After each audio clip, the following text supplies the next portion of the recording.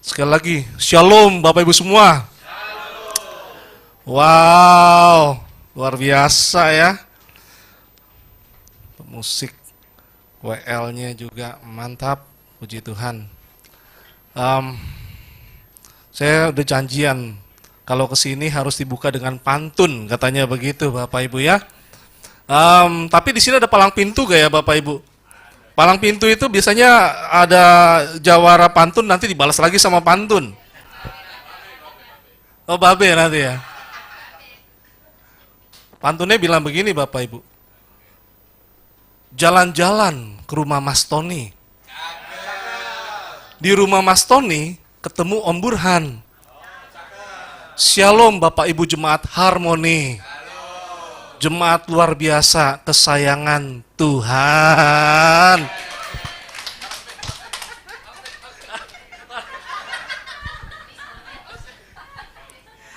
Nih gereja Betawi begini nih.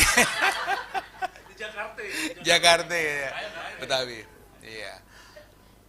Pak Tony ke kebun memanen pisang. Iya.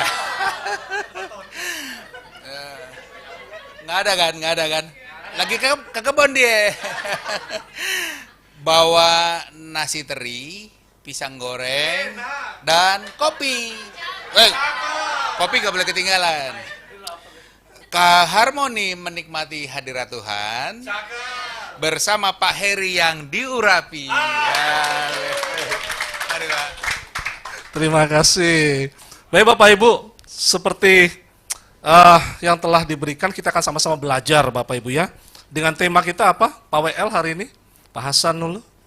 Ingatlah penciptamu. Ya. Kita akan buka dari kitab Pengkhotbah ya Bapak Ibu yuk.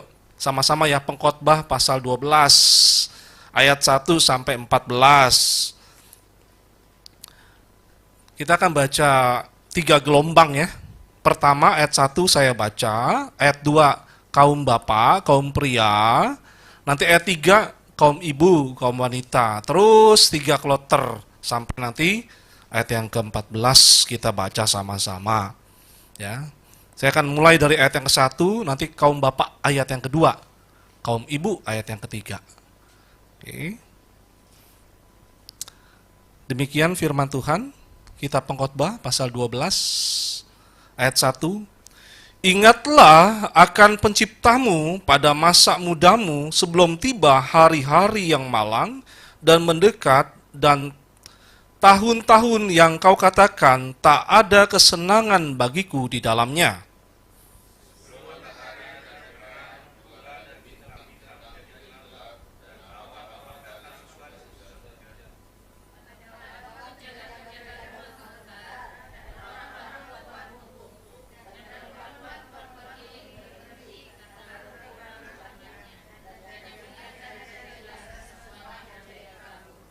Dan pintu-pintu di tepi jalan tertutup, dan bunyi penggilingan menjadi lemah, dan suara menjadi seperti kicauan burung, dan semua penyanyi perempuan tunduk.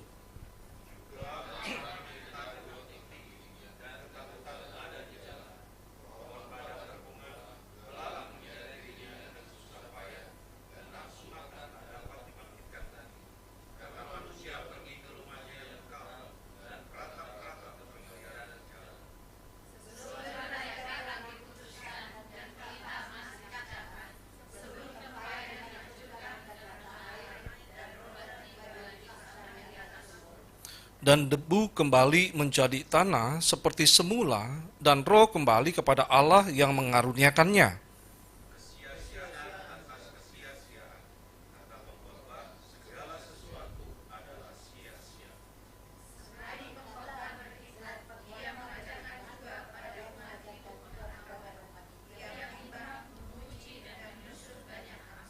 Pengkhotbah berusaha mendapat kata-kata yang menyenangkan dan menulis kata-kata kebenaran secara jujur.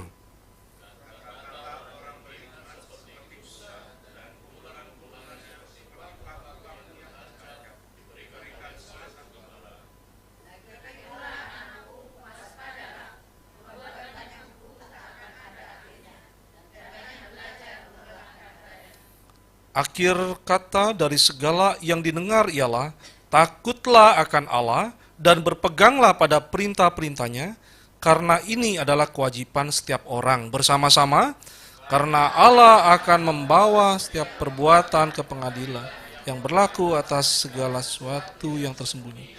Entah itu baik, entah itu jahat. Demikian bacaan firman Tuhan yang berbagai kita membaca, merenungkan dan menghidupinya. Saya mau memulai bagian ini dengan sebuah kisah. Kisah seorang pemuda. Seorang pemuda SMA.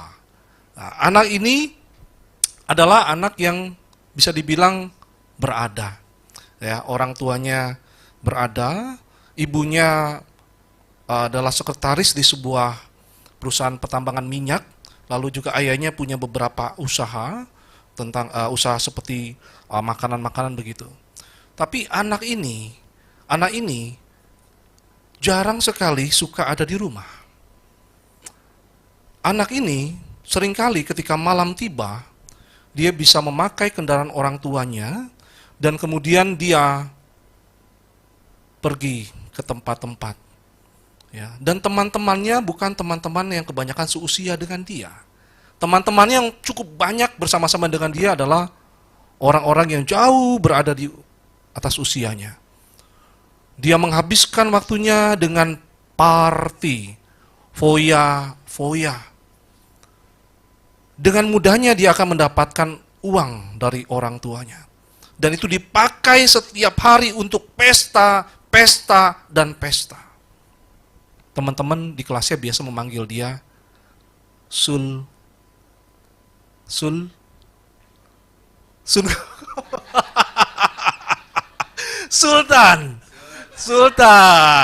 Bukan Sun Gokong, Sultan. Anak ini, ya Bapak Ibu ya, buat dia semua itu bisa dibeli. Ya. Dia bisa ganti-ganti kendaraan sesukanya. Dan dia bisa pergi ke klub-klub malam sesenang hatinya. Tapi semakin dikejar, semakin dia merasakan ini Bapak Ibu. Boleh, slide saya belum muncul ternyata ya dari tadi ya. Boleh dimunculkan slide-nya? Semakin dia kejar, semakin ini. Nah ini ya Bapak Ibu ya. Semakin merasakan apa yang namanya kekosongan. Ada slogan yang mengatakan begini ya, masa kecil itu bahagia, ya, masa muda foya-foya. Kalau sudah tua kaya raya, nanti kalau mati masuk surga. Waduh, yang penting tiap hari hedon. Hedon itu artinya party. Hedon itu artinya foya-foya. Wah.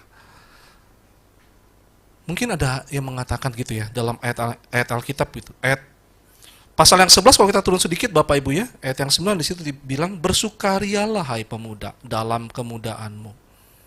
Biarlah hatimu bersuka pada masa mudamu, ya kan? Turutilah keinginan hatimu dan pandangan matamu. Waktu dengar ayat ini, wow, ini aja di kitab pengkhotbah diajarin loh. Kita boleh mengikuti keinginan hati kita dan pandangan mata kita. Tunggu dulu. Kalau kita berhenti sampai di titik itu, kita nggak baca full, lengkap dari kitab pengkhotbah ini, kita bisa salah mengartikannya. Ya. Waktu di bagian ayat ini seolah-olah mengatakan selagi masih muda, enjoy your life. Dengan apa? Dengan memenuhi semua keinginan hati dan pandangan mata. Seolah-olah seperti itu. Tapi waktu kita membaca bagian ayat ini, benarkah memang kitab pengkhotbah mengajarkan hal yang seperti itu? Tentu enggak. Ya. Bapak Ibu, sama seperti seorang anak ini. Namanya Ray.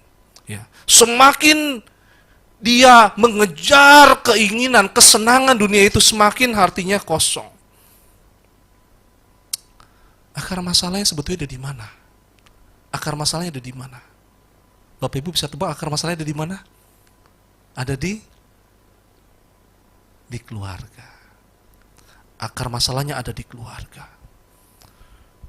Kelas 12, dia menulis sebuah riset. Jadi pelajaran agama itu, mereka membuat riset seperti mini skripsi. Dan judulnya itu terserah mereka. Mereka mau passion tentang apa. Ada yang penasaran tentang alat Tritunggal, dia buat riset tentang alat Tritunggal. Ada yang penasaran tentang jodoh, dia buat risetnya tentang jodoh. Anak ini buat riset tentang kekosongan hidup di dalam keluarga. Dia muncul sebuah pertanyaan di bagian itu, rumusan masalah. Kenapa aku harus dilahirkan di tengah keluarga seperti ini? Kenapa Tuhan tempatkan aku? Semua hal bisa dipenuhi secara materi. Tetapi satu hal dalam jiwa anak ini, kosong. Kosong dan kosong. Dia mengalami hidup yang gak berarti, gak ada makna. Boleh next. Seperti pengkhotbah mengatakan sia-sia. Gak ada meaning. Gak ada meaningful sama sekali. Gak berarti. Hidup ini seperti sia-sia. Tadi saya bercanda sama Pak Setiadi. Kalau di kitab pengkhotbah ada kata yang sering diulang-ulang. Yaitu kata apa? Sia-sia. Sia-sia. Siapa penulis kitab ini? Kalau boleh saya cek ombak. Siapa penulis kitab ini? Memang ada perdebatan ya. Ada perdebatan kalau kita studi lebih lanjut. Ada yang mengatakan Raja A, pasti seorang raja keturunan Daud. Tapi secara tradisi Yahudi, dipercaya penulisnya adalah Raja Salomo. Raja Salomo. Ya. Kalau buat saya pribadi, saya nggak mau berdebat di siapa penulisnya. Ya. Saya lebih suka, kalaupun ada pandangan orang yang mengatakan, pendapat sekarang ya para pakar yang bilang, ini bukan Raja Salomo yang membuat, ya silakan. Ya silakan. Tapi kalau saya lebih senang mendengar atau memegang apa yang menjadi sumber yang lebih dekat. Sumber yang lebih dekat itu siapa? Sumber dari tradisi itu. Selama tradisi itu tidak melawan kepada pengajaran yang paling utama, kita bisa terima. Ya, secara tradisi seperti itu. Raja Salomo. Ya. Nah, Bapak Ibu, di usia muda dipercaya Salomo ini menuliskan kitab apa? Secara tradisi menulis kitab yang Bapak Ibu sekarang sedang geluti ya. Kidung Agung. Wah, kita bisa bayangin itu ya, keindahan keluarga itu di situ. Kitab Kidung Agung di usia muda. Lalu di usia tengah ya, dia mulai setengah tua dia menulis kitab Amsal, bijaksana, hikmat di situ begitu berlimpah. Lalu di usia akhir, di usia tua dia menulis kitab Pengkhotbah, tepat sekali. Itu menurut tradisi, dipercaya seperti itu. Nah, bagaimana kisah hidup Salomo yang kita ingat Bapak Ibu? Bagaimana kisah hidup Salomo? Pasti Bapak Ibu sudah sangat paham lah ya, sudah sangat sering mendengar ya kisah hidup Salomo. Ya. Opung yang paling ingat kisah hidup Salomo itu apa, Opung? Bijaksananya. Oke. Kalau ibu yang di belakang, apa yang ibu ingat dari Raja Salomo? Iya?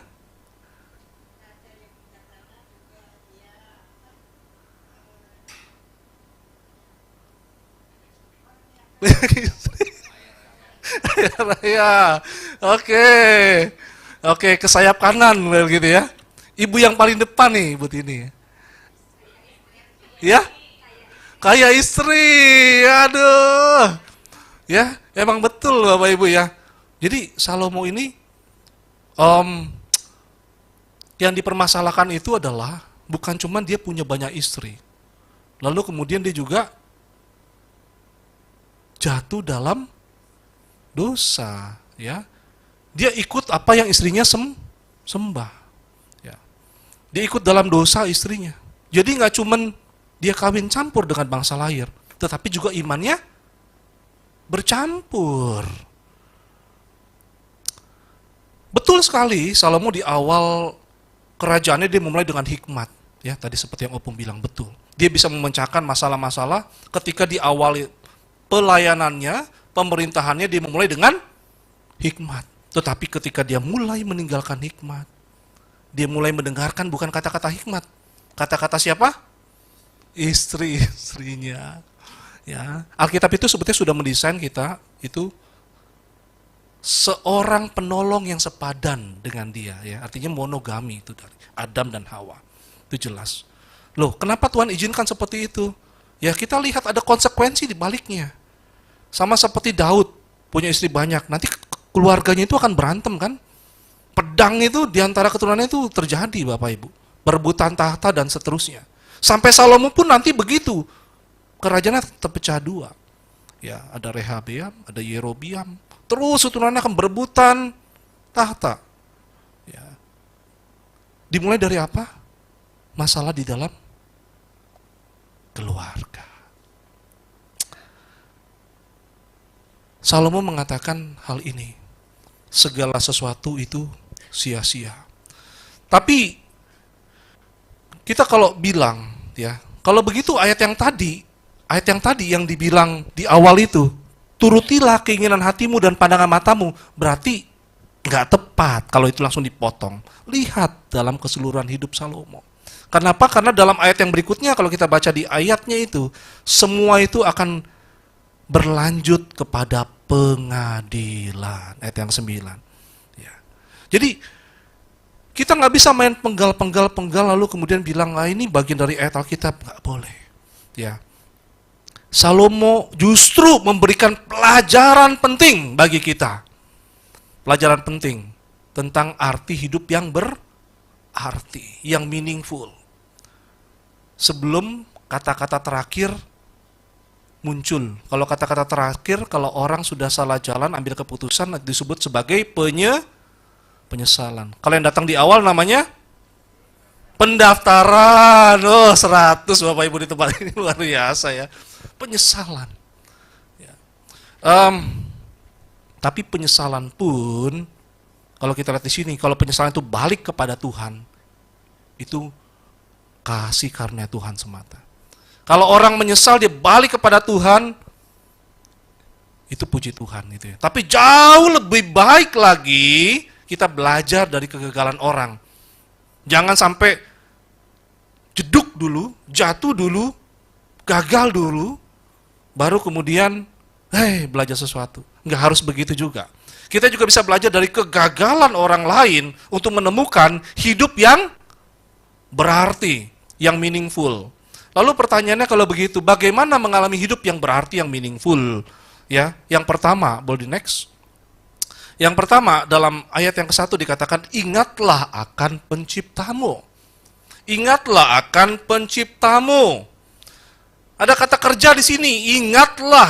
Mengingat di sini bukan sekedar berpikir, ya, bukan sekedar itu. Tetapi mengingat di sini ada sebuah pengenalan, consider di dalamnya, dalam menjalani hidup. Sungguh-sungguh bukan sekedar ingat gitu ya. Tapi ada suatu kesadaran, menyadari bahwa hidup kita itu adalah hidup yang tidak bisa sembrono. Ya, hidup yang bukan bicara tentang aku, tapi si pemilik hidupku. Loh, ayat ini kan bicara kepada pemuda. Ingatlah akan penciptamu pada masa mudamu. Iya, ayat ini bicara kepada pemuda, orang-orang muda. Kira-kira kenapa Salomo, kenapa penulis pengkhotbah ini menekankan tentang ingat Allah pada masa muda? Kira-kira kenapa orang-orang muda? Kira-kira kenapa ya? Saya mau cek ombak nih ya. Kalau di sini saya senang cek ombak ya. Bro yang ada, ya? Kira-kira kenapa? Kenapa ya? Justru masa muda ingatlah akan Allah. Kira-kira kenapa? Oke. Betul sekali. Karena masa muda adalah masa-masa yang penting. Di situ ada pembuatan keputusan. Kalau sampai membuat keputusan yang gegabah, maka yang timbul adalah penyesalan. Masa muda adalah juga bicara tentang energi. Nah, kalau bicara di sini gitu ya, tadi dibilang ini pemusiknya ada 2, 1 senior, 1 orang muda, bagus sekali. Supaya apa di situ? Supaya masa muda dipakai untuk energi yang baik. Gitu. Karena masa muda itu bicara tentang energi. Kalau Pak Setiadi ini selalu muda, saya lihat semangatnya itu luar biasa. Ya, selalu muda. Ya, masa muda juga bicara tentang apa? Membangun fondasi. Jadi begitu penting sekali masa muda untuk apa? Ingat akan Sang Penciptamu. Aku dicipta sebagai orang muda, pasti Tuhan punya special goal, punya tujuan khusus. Kemarin Pak Heru cerita, wah bagaimana dia bersyukur banget sama Tuhan ya. Ya, putra yang terkasih bisa masuk ke sebuah kampus yang dulu dia bergumul. Betul Bapak Ibu? Ini adalah ada goal spesial, ada tujuan spesial. Ketika masa muda kita serahkan sama Tuhan. Gitu. Hidupku bukan tentang aku. Bukan tentang aku yang bisa mau semauku, aku bisa memakai ini waktu ini untuk kesenanganku. No. Masa muda adalah bicara tentang keputusan-keputusan hidup. Masa muda juga bicara tentang passion kita, bahkan cita-cita kita, masa depan kita yang akan kita persembahkan. Yang bukan bicara tentang aku loh, aku bisa mencapai cita-citaku, no. Tapi itu bicara tentang Sang Penciptamu yang mendesainmu. Bapak Ibu, tapi juga ayat ini nggak cuma bicara kepada orang-orang muda, kepada setiap kita. Ya, kepada setiap kita.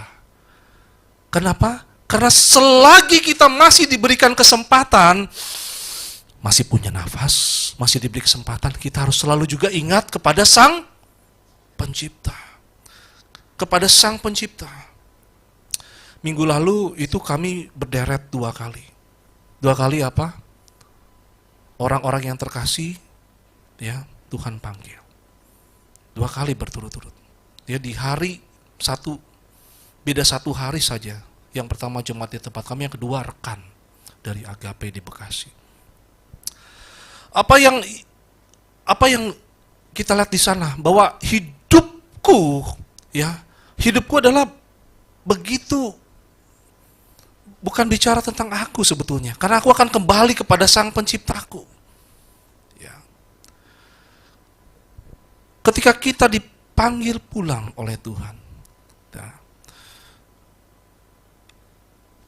kita diingatkan di sini bahwa aku akan kembali kepada Sang Penciptaku. Kitab Pengkhotbah ini mengingatkan kita, Bapak Ibu, apa sih yang bisa kita bawa? Gak ada. Dia bilang semuanya sia-sia. Materi A, materi B, materi ini dan itu semuanya gak dibawa. Ada sebuah cerita ketika di sekolah minggu, saya diingatkan, ya dalam kisah itu ada 2 orang sahabat yang begitu dekat sekali. Ya, teman ini sering bersama-sama dengan dia. Teman ini suka ajak dia main bersama, ketawa bersama, makan bersama. Sampai suatu saat Tuhan berkata cukup, dan kedua sahabat ini dipanggil pulang oleh Tuhan. Dan tiba saatnya ketika tatap pengadilan itu, Tuhan bertanya kepada si pemuda yang satu. Dan pemuda yang satu juga, dia bercerita. Namun satu hal yang mengagetkan, si pemuda yang kedua ini bilang begini kepada temannya. Katakanlah pemuda itu namanya Harry. Harry, kita sudah sekian lama bersahabat ya. Kita sudah sekian lama berteman. Kita sudah sekian lama makan bersama. Tapi gak pernah terdengar satu kata pun daripadamu. Engkau menceritakan tentang Tuhanmu. Suatu saat itu akan ditanya kepada kita di hadapan pengadilan Tuhan. Barusan WL Pak Hasan cerita kepada kita. Itu adalah bagian-bagian jiwa-jiwa yang akan kita pertanggungjawabkan kepada Tuhan. Materi yang ada di dunia nggak akan kita bawa, tapi jiwa kita akan bawa di hadapan Tuhan dan orang-orang yang Tuhan percayakan untuk kita layani. Itu pun juga adalah titipan dari Tuhan. Maka ingatlah kepada Sang Pencipta.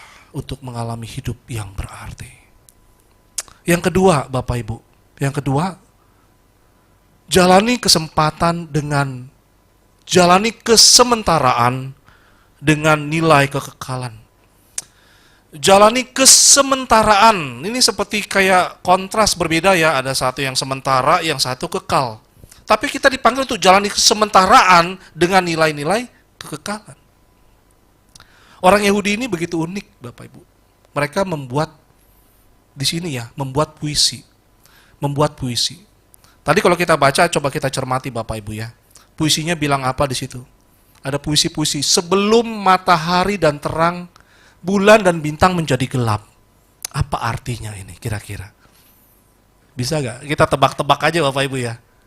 Kira-kira ada gak artinya? Ya, sebelum matahari dan terang, bulan dan bintang menjadi gelap. Ini bicara tentang apa Bapak Ibu? Iya. Lebih tepatnya adalah bicara tentang, ini ada kaitannya juga nanti kepada yang melihat dari jendela semuanya menjadi kabur. Penglihatan. Lalu juga pada waktu penjaga-penjaga rumah gemetar dan orang-orang kuat membungkuk. Ini bicara tentang apa? Ya? Tulang. Tentang tulang.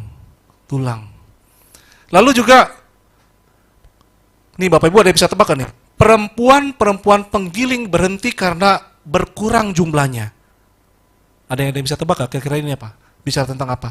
Perempuan penggiling berhenti bekerja karena berkurang jumlahnya. Ada yang bisa tebak gak? Kira-kira ini bicara tentang apa? Hampir. Ada yang bisa tebak? Perempuan penggiling.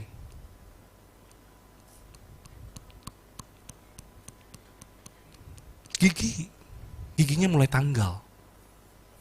Iya, betul.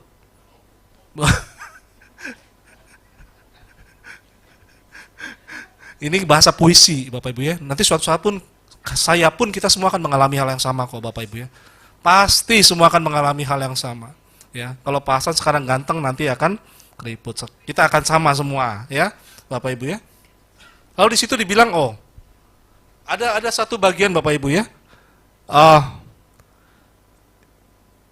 Pada saat orang menjadi takut tinggi, ketakutan ada di jalan. Belalang menyeret dirinya dengan susah payah. Itu bicara tentang apa? Akan tiba saatnya di mana kita mau jalan aja ke kamar mandi, itu seperti jalan dari Tangerang ke Harmoni. Itu bahasa puisi, Bapak Ibu. Bahasa puisi. Akan tiba saatnya di mana kita akan seperti itu. Ada dibilang di situ pohon badam berbunga. Apa itu pohon badam, Bapak Ibu? Pohon badam, ada yang saya tebak pohon badam? Pohon badam berbunga sama seperti rambutku ini, Bapak Ibu. Iya, pohon badam itu uban, bahasa bunga. Istriku tuh suka bilang, kamu masih umur 40-an kok sudah banyak uban ya? Semir aja ya, nanti disemir lah gitu ya. Ya mungkin memang apa ya, faktor keturunan kali begitu ya. Tapi siapapun kita akan mengalami seperti itu. Walaupun ada produk anti-aging lah, atau bisa tetap awet muda gitu, seperti Pak Setiadi ini selalu awet muda ini gitu ya. Tapi pasti ya, percaya atau tidak percaya, kita akan mengalami waktu yang seperti ini. Walaupun kita ada dalam kesementaraan, Tuhan ingatkan kita ya, memberikan kita seperti apa menjalani kesementaraan itu dengan nilai kekekalan.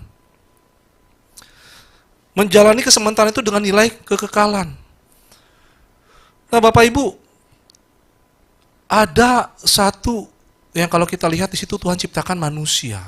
Manusia dari tanah liat gitu ya, dari tanah. Tapi juga ada bagian di mana manusia diciptakan dari nafas Allah. Artinya apa? Ada dimensi kekekalan di sana. Ada dimensi kekekalan. Ketika menjalani kronologi waktu. Ya, kronologi waktu sama seperti Harry saya. Akan bertambah usia 1 tahun, 2 tahun, 3 tahun, sekian 40 sekian tahun. Secara kronologi bertambah usia. Tapi ada waktu yang lain, yaitu waktu bukan kronos, tapi kairos tepat sekali. Ada waktu-waktu di mana nilai kekekalan pun kita akan alami di tengah kesementaraan hidup itu. Maksudnya apa? Kok bisa kronos dengan kairos? Apa yang sementara dengan apa yang kekal itu?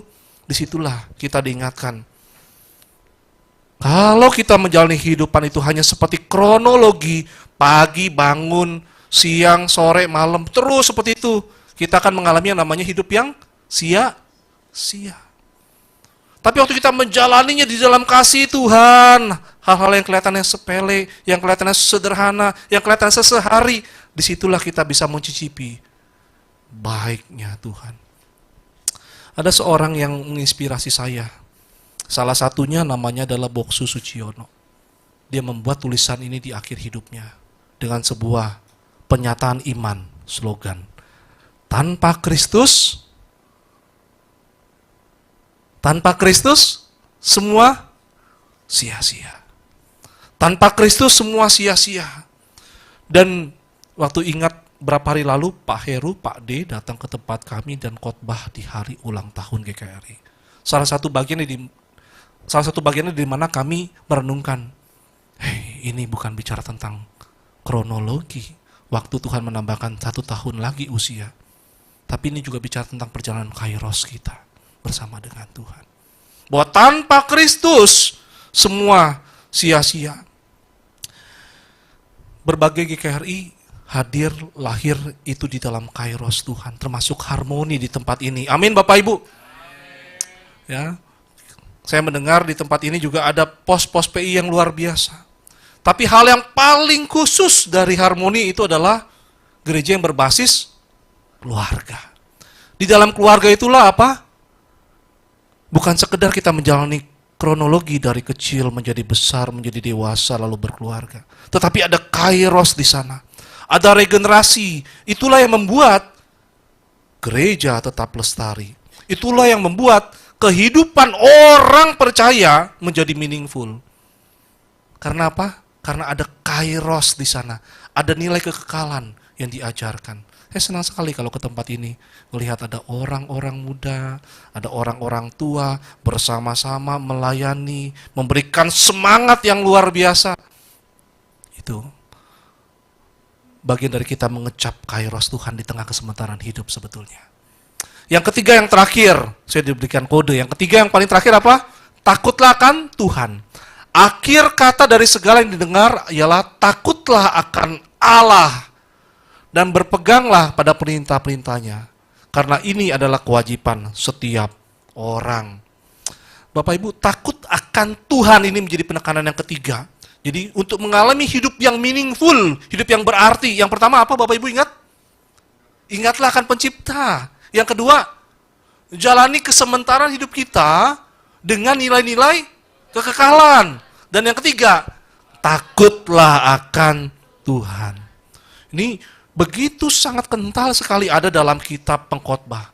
Takutlah akan Tuhan, takutlah akan Tuhan. Bukan sekedar kita jadi orang yang ngeri ya, Tuhan itu ya, takut. Ya, sama seperti seorang bapak yang sedang memegang ya sebuah alat gitu ya. Alat pemukul atau penghukum yang membuat anaknya gemeteran, enggak seperti itu. Takut akan Tuhan yang dimaksud di sini adalah sikap hormat, kagum akan Tuhan.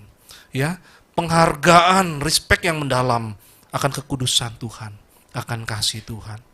Salomo menjalani hidup ini dengan dua. Ketika dia jalani dengan takut akan Tuhan, atau dia jalani dengan tidak takut akan Tuhan. Kita sudah lihat dalam fakta sejarah. Ketika Salomo menjalani dengan takut akan Tuhan, di awal-awal pemerintahannya, kita bisa lihat. Tapi waktu dia tidak lagi jalani itu dengan takut akan Tuhan, kehancuran. Bahkan kalau kita lihat dalam fakta sejarah, kerajaannya terbelah dua. Ngeri. Tuhan sayang gak sama Salomo?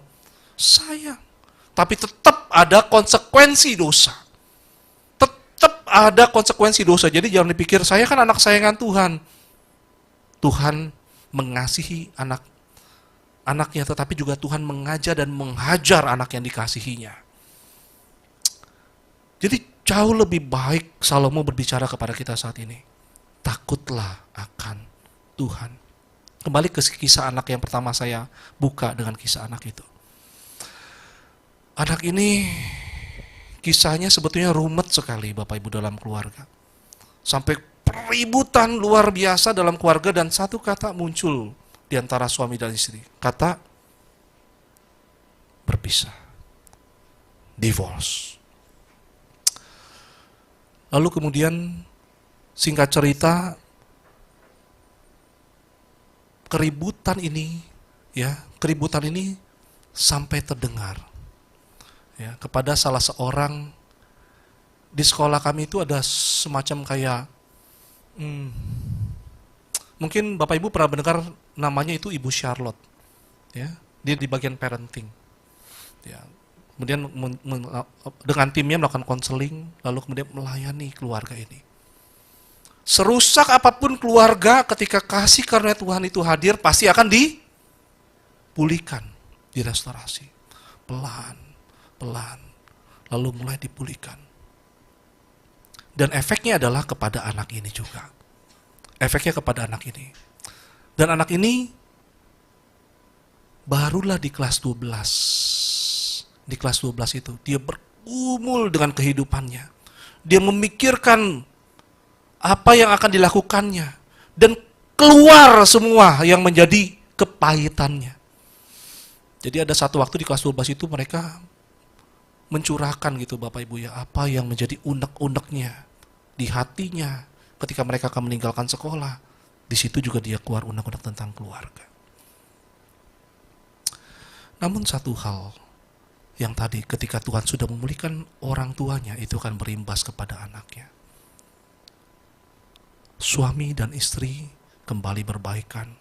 Ketika di akhir penghujung sekolah, orang tua itu mendoakan anak-anaknya. Dan orang tua ini datang mendoakan anak ini. Dan ada satu kata yang menurut si anak ini gak pernah keluar dari mulut seorang ayah. Itu kata apa? Maaf. Dan dia minta maaf kepada anak ini, dia peluk anak ini. Ibunya pun begitu. Terjadi pemulihan. Anak ini kalau bicara tentang pelajaran agama dari kelas 10, kelas 11 catatannya, bahkan dari SMP Bapak Ibu selalu sama. Gak mau pelajaran agama, gak suka. Kalau ada pelajaran agama dia akan pergi, dia akan keluar. Tapi di situ dia didoain oleh ayah dan ibunya. Anak ini, Bapak Ibu, sekarang ada di luar negeri. Dia melanjutkan studi. Tapi satu hal sebelum dia pergi ke luar negeri, anak yang selalu anti dengan agama, ini datang ke ruang guru. Dan dia minta doain Pak, saya mau jalan. Ini hari, besok saya akan jalan. Kita doain. Bapak Ibu, kita melihat di situ, anak ini bagaimana nantinya ya ketika di luar negeri. Di dalam negeri saja dia ada banyak bikin kasus ini dan itu. Ya, kasus itu banyak gitu ya. Bagaimana nanti di luar negeri? Satu hal, kalau kita percaya orang itu, suami kita, anak kita, istri kita takut akan Tuhan, kita percaya di situ Tuhan akan memegang dia. Tuhan akan memegang dia. Ada banyak hal yang kita nggak bisa pegang. Hanya Tuhan yang bisa memegang dia. Ya, ketika kita keluar dari genggaman Allah, disitulah ada konsekuensinya. Tapi waktu kita ada bersama dengan genggaman Allah, kita jalan dalam tuntunan Bapa kita, disitulah kita menemukan hidup yang berarti. Meaningful life. Jadi sekali lagi, bagaimana kita dapat mengalami meaningful life Bapak Ibu? Ingatlah akan Sang Pencipta. Jalani kesementaraan hidup dengan kekekalan. Takutlah akan Tuhan. Amin Bapak Ibu. Amin. Mari kita satu dalam doa.